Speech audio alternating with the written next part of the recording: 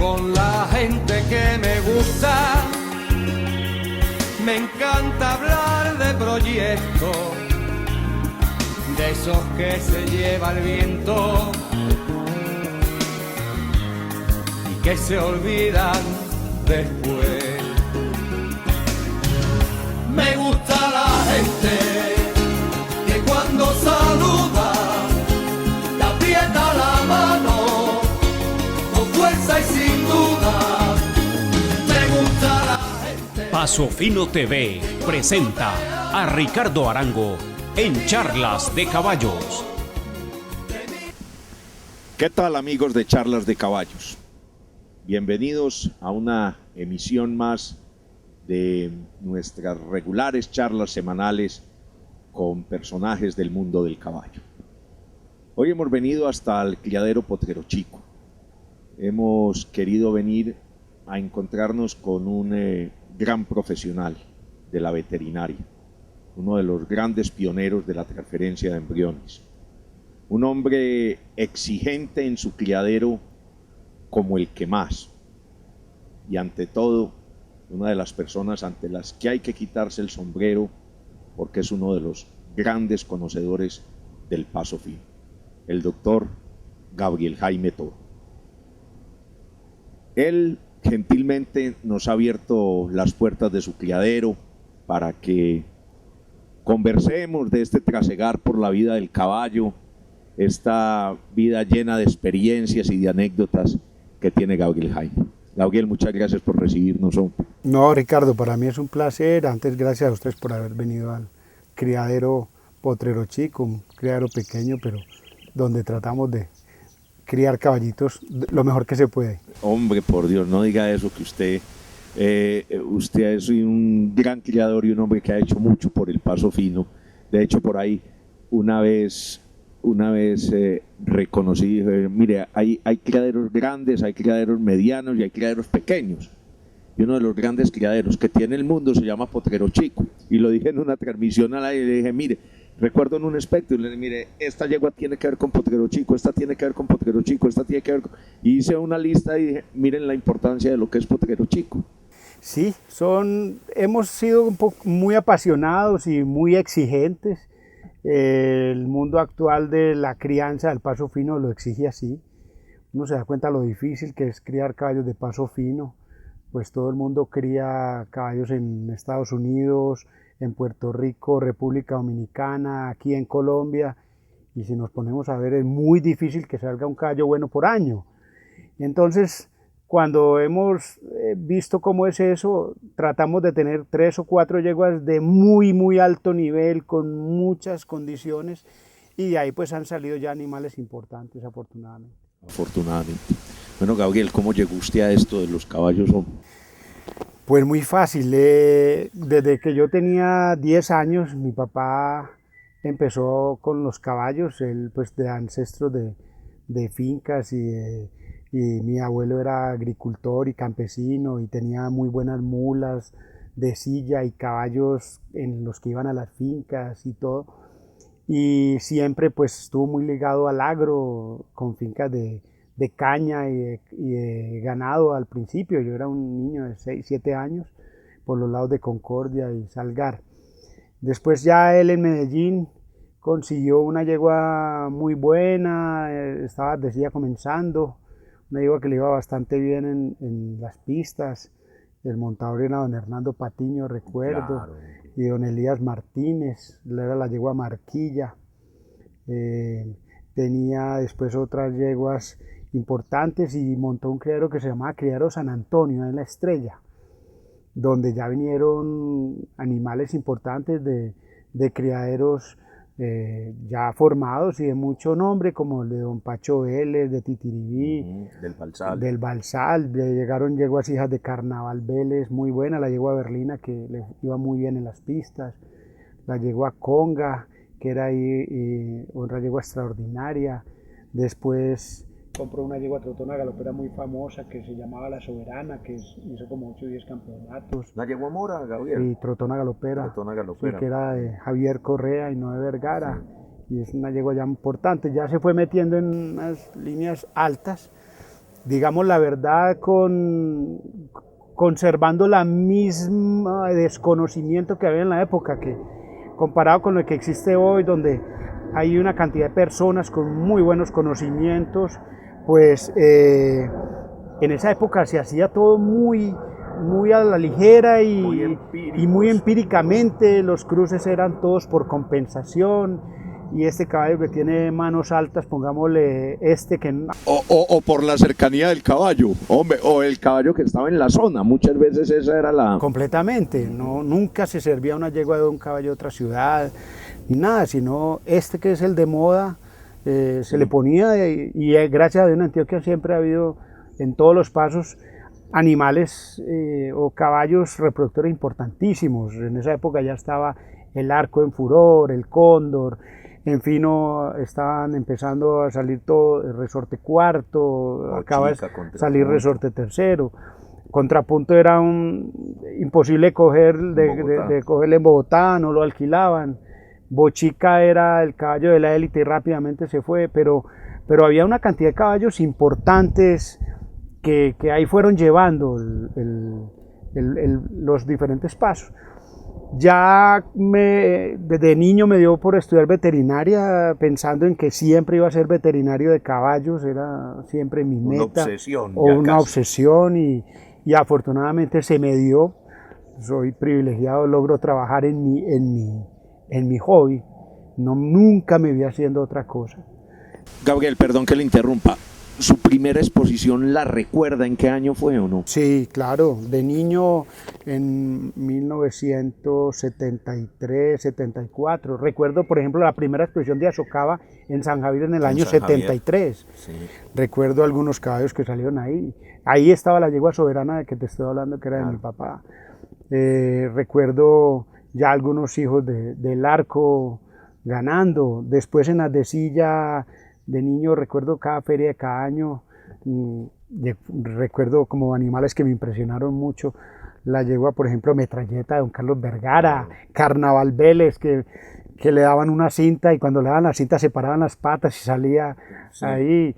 Y luego empezaron ya los animales de don Fabio Ochoa a empezar a mandar, digámoslo así, en las diferentes ferias, y fue como cambiando el panorama. A ver, pues Gabriel, entonces usted de los 10 años enfermo por sus caballos, termina su bachillerato y dice, ya tenía clarísimo que iba a estudiar veterinario. Clarísimo, y ahí me presento a dos universidades, la de Antioquia y no paso a la universidad, y a La Salle de Bogotá y a Manizales, y paso a las otras dos universidades. Me iba a ir a estudiar a la de Caldas, y fue el terremoto del año 79 y cerrada la facultad 2 años, y para Bogotá, digámoslo así, condicionado porque iba a estudiar en Manizales. Me encuentro con una universidad nueva, con muchas ventajas, muy bien dirigida, con muchos recursos, y hice una carrera muy buena. Tengo, digámoslo así, muy buenos récords universitarios, y siempre enfocado a caballos. Y cuando terminó la universidad, como yo venía a las vacaciones, aquí hubo un bache muy grande de veterinarios de caballos, donde fueron los grandes veterinarios, llamémoslos ya viejos hoy en día o de salida, que ya no están algunos, Jorge González, el doctor Chaparro, el doctor Bolívar. Y después hubo un bache como de 15 años donde no hubo ni un solo veterinario dedicado a los caballos. Y todos los amigos de mi papá, de caballistas, y don Fabio Ochoa me decía, cuando te venís a trabajar conmigo. Y yo llegué, y realmente el que me ofrece primero trabajo, pero al otro día, es un amigo de mi papá, Rodrigo Vázquez, que cariñosamente le decimos la guagua. Tenía claro, una gran pesebrera en La Molienda, en el Itagüí, claro. Y había una cantidad de caballos espectaculares, donde el primero que me encuentro es un caballo que crió mi papá, que se llamaba Don Pepe, hijo de la yegua Dama, con el caballo Mis Desvelos, y me pongo a trabajar ahí, y a los 3-4 meses llega don Fabio a la pesebrera La Molienda a ver unos caballos, y me dice, ¿usted ya está trabajando? Yo le dije que cuando se viniera a trabajar me dijera. Le digo, sí señor, es que usted es amigo de mi papá, y me dijo que me viniera a trabajar acá. Y me dijo, yo hablo con él y yo me lo llevo para la loma que yo lo necesito, ellos son amigos míos. Y me enganchó y duré 6 años trabajando en la loma, en pleno furor del criadero, que realmente yo llamo como mi gran escuela en toda parte, donde me cambia el concepto de la calidad de los caballos, donde adquiero la experiencia como médico veterinario por el gran volumen de caballos, donde me entregan la parte administrativa como a eso de unos 2 años del criadero, y bueno, me voy formando como administrador, como aprendo todas las genealogías de los caballos que existen por obligación, y en veterinaria y en reproducción, y toda la clínica que había la hacía, tenía 22 años y una gran capacidad de trabajo. O sea, hacia su futuro hay una gran influencia de la loma, pero en su infancia, Gabriel, hay una gran influencia de su papá y de los amigos de su papá por los diagonales. Yo sé que cuando uno llega a la loma, a pesar de que existían los aires diagonales, don Fabio era un hombre finero por naturaleza y finero porque lo sentía de verdad. ¿Eso fue lo que le marcó para que usted se fuera en su vida por el paso fino? ¿O qué le determinó a usted en la vida ser finero de tiempo completo? La ida a Estados Unidos luego en el año 2000. Yo tuve diagonales hasta el año 99, cuando decidí irme a vivir a Estados Unidos con mi familia y abrir otra perspectiva que la hice más por mis hijos, de que conocieran más el mundo, y Medellín estaba en una época difícil y quería que ellos tuvieran otra punto de vista de todo lo que pasaba en el mundo y no simplemente la ciudad en una situación muy difícil. Entonces, pues era una locura uno pensar seguir con diagonales en los Estados Unidos.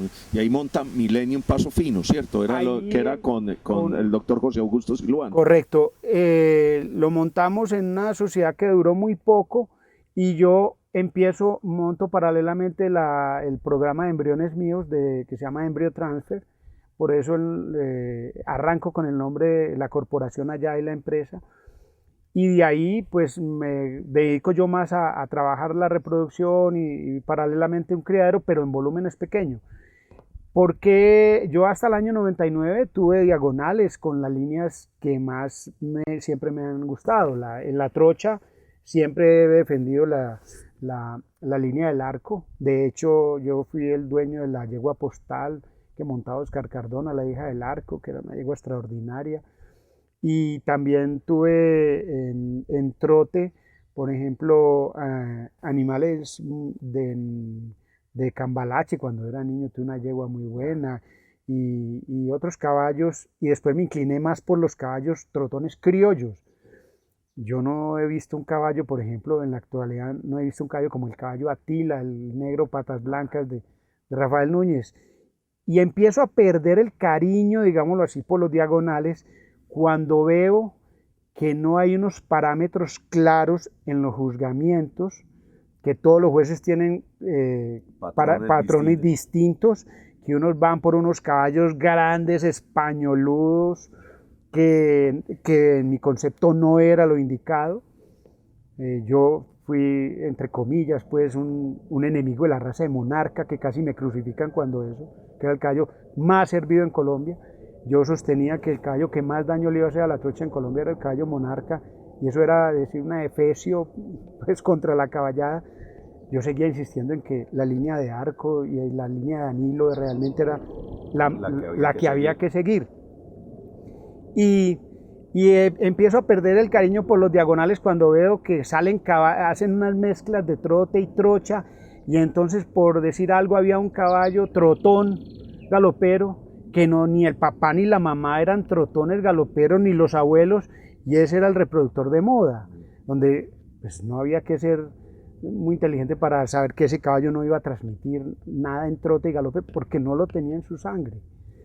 Entonces ya veo que pierde como el rumbo eso, y me voy a Estados Unidos y me dedico al paso fino, y cuando llego nunca pensé en retomar los diagonales. Usted me pasó muy rápidamente por una gran universidad que es la Loma, hombre, que es llena de anécdotas, de historias y de cosas importantes, porque yo creo que usted fue uno de los hombres que don Fabio siempre más escuchó, aunque él era un poquito cabeciduro, pero de las personas sin lugar a dudas que más escuchó fue a usted y fue su persona de confianza por muchísimos años. Cuéntenos un poquito de esa experiencia en la Loma, Gabriel. Hombre, para mí fue todo excelente en la Loma. Yo soy muy agradecido no solo de haber podido pasar por allá y haber tenido la posibilidad de trabajar y conocer y aprender tanto, así como con toda la familia que siempre me brindaron un cariño especial, como si fuera exactamente de la familia. En la Loma, cuando yo llego a mis 22 años, encuentro los mejores chalanes de Colombia, con todos los defectos del mundo como personas, con todos los queridos que son, los charros que son, sí, sí. Y yo me veía pues... Reinaba la indisciplina y yo me veía pues como un muchachito, pues pensar que iba a conducir ese grupo de personas. Y con el apoyo obviamente de un hombre como don Fabio, jocoso, malicioso, que le gustaba la chanza, el cuento. Tenía la salida para todo, ¿no? Para todo y que al principio me dio todo el apoyo del mundo hasta que me vio que ya cogí vuelo y que era una persona también de carácter y que podía hacerlo bien. Entonces, al principio cuando llegué me decían, usted no dura aquí 3 meses, nadie dura aquí con don Fabio, y yo a punta de hacer mi trabajo bien constante hecho. Y bien hecho y aceptar errores y con suerte y acertando en las cosas que hacía, logré ganarme la confianza de él y siempre tuve mucho éxito. Teníamos muchísimo trabajo, los volúmenes de caballos que se manejaban eran muy altos, salíamos muchísimo a ferias con 120 caballos, por ejemplo. No, eso era una cosa... ¿Ese fue el récord o qué? Sí, una vez aquí en Feria de Medellín sacamos 120 caballos, se movilizaban 12, 14 camiones, llegamos a las ferias del Valle ahí. ¿Y con cuánta gente, Gabriel, más o menos? 35, 36 personas. ¿Sí? Eso no se repetirá nunca. Eso no. Llegar uno a una feria de Buga, por ejemplo, o de Palmira, con 100 caballos, a copar medio coliseo, y él pendiente absolutamente de todo, y manejar todo el personal y estar pendiente de todo, pues había que caminar mucho y tener una gran capacidad de trabajo y trabajar muy bien, mucha psicología con todo el personal. Habían grandes y famosos chalanes, empezando por Oscar Cardona, Gabriel Martínez, Lázaro Restrepo, ¿cómo le parece eso? Chapeto, Fernando Marín Maravilla, no, una gran cantidad de... Asmoraldo le tocó a usted. Sí, claro. Las primeras idas a la Mundial de Puerto Rico en el 86, 85 habían ido ellos y ya en el 86 se fue la segunda vez.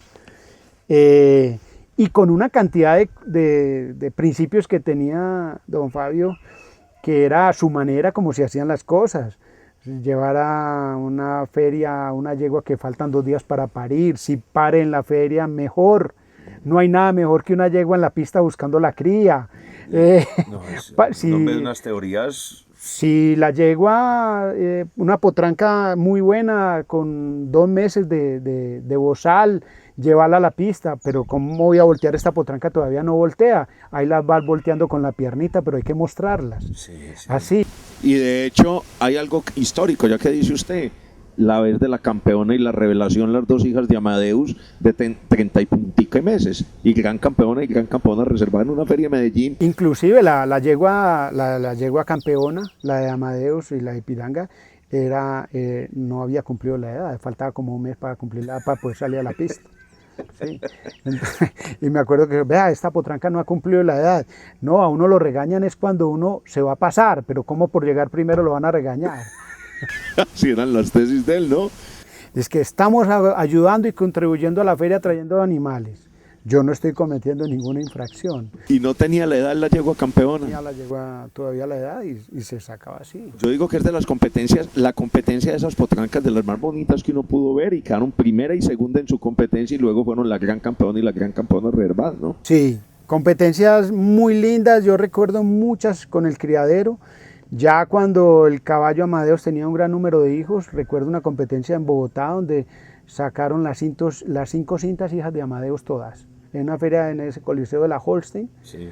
y una competencia de potrancas, y las 5 potrancas eran hijas del caballo Amadeus. Recuerdo otra competencia hermosísima en Agroexpo del criadero, donde la yegua Araminta ganó en 3 años, la yegua Carmiña ganó en 4 años y la yegua Fragancia ganó en 5 años. Las 3 yeguas salieron al campeonato y quedaron campeona la Fragancia y reservada la Carmiña. Qué belleza, ¿no? Y llevábamos yeguas fuera de concurso, como la yegua Guerrillera, caballo Amadeus ya también compitiendo en ese entonces con Capuchino y con el Astro. Unas competencias muy, muy lindas. Recuerdo yo el criadero con...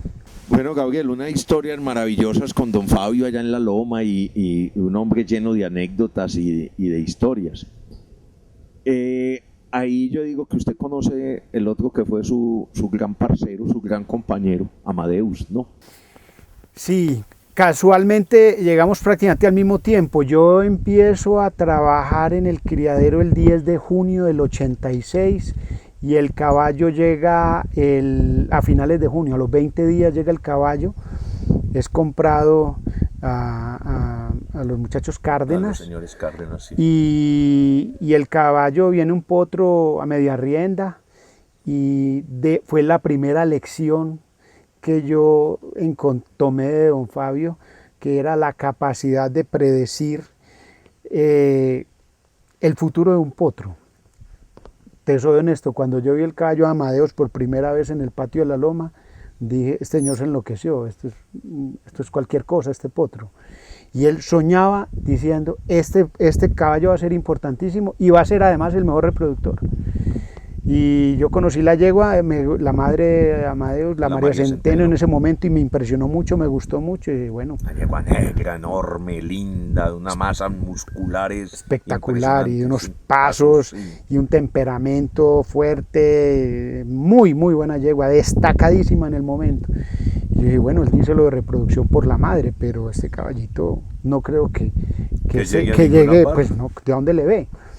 Y a los 2 meses estaba el caballo empezando a ganar su primera competencia, se lo mandan a Alberto Lozano y en 6 meses está convertido en el mejor caballo de paso fino del mundo en su momento. No había en Estados Unidos en ese momento ningún caballo ni parecido a él, ni en Colombia, y de hecho todo lo que salía arrasaba. Y en esos mismos días salió el caballo Romancero montado por Pedro Laverde también a hacer campeonatos, y fue la primera competencia como importante, un rival, porque hubo unos caballos que no dan la talla del todo para competirle. Estaba Carmín por esa época y había un par de caballos en el valle que no revestían mucha importancia. Bien, amigos, vamos a una pequeña pausa para continuar esta charla con el doctor Gabriel Jaime Toro y ya regresamos.